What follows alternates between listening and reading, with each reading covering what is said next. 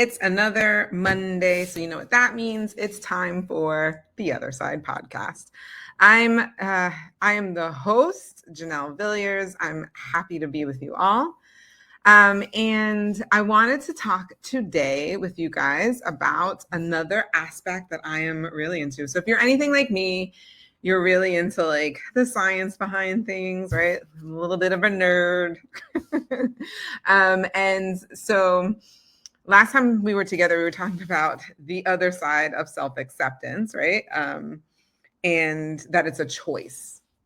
So self-acceptance is a choice. And so for me, what's really important for us to talk about is the science behind that. I really wanted for us to get to the science. Like, why is it a choice? I think a lot of people think it's a feeling that we should have. Like, I just feel like I accept myself, right? Like, that's the way it should be. But the truth of the matter is, a lot of times it's not a feeling. And that's why I was focusing on the fact that self-acceptance is a choice.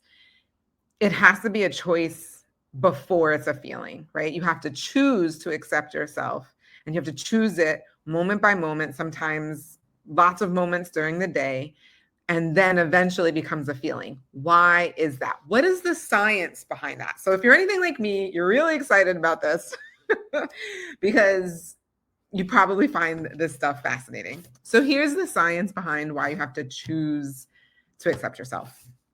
The lower part of your brain, that amygdala, some call it like the caveman brain, right? Like it is basically trying to keep you safe, right? And it's trying to make sure that you like fit in and all of those different things. And so it's the feeling. It's the thing that's telling you, I don't feel like I accept myself, right? And so what's important to understand is that it's the cortex, it's the front part of your brain that makes the decision to choose yourself. And so what happens is when we're stuck in shame-based thinking, the amygdala, right, that lower part of your brain kicks in. That caveman part of your brain, caveman, cavewoman, kicks in. And it's like, but I only feel this. I feel frightened. I feel like I don't fit in. I feel like I should be alone and isolated. I feel all these things, typically not in the zone of getting you to the other side of like a healthy way of viewing yourself. Mm-hmm. So you have to override that amygdala. You have to literally override the fear that you're having, that thought that you're not enough, the thought that like all these different things about you are not good enough with your cortex. So that's why you have to choose, right? Because it's not going to be a feeling. You have to choose it first, because literally when you're in shame-based thinking, your amygdala is what has control. So you got to push your cortex into control, choose to accept yourself. And you have to do it over and over and over again. It's a practice, right? Similar to yoga. I love how in yoga they say it's a practice. It's not like you do it one time and then you're done. You're never really perfect at it, right? So it's a practice.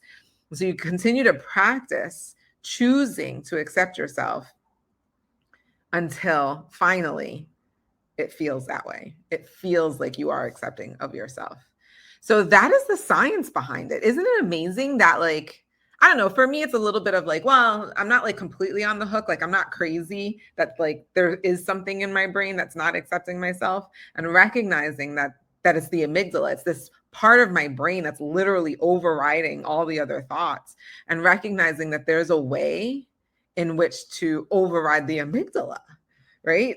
To me, that was a bit freeing. It was a bit freeing to understand the science behind it and know that, one, I'm human. This is like what we all go through. Two, there is a way to get around it. And three, it's a practice. For me, that was probably the most helpful thing. And those are the three most helpful things in recognizing the science behind choosing to accept yourself. I hope this helps somebody out there. I can't wait to be with you guys again next week for another episode of the Other Side podcast. Until then, have a great night.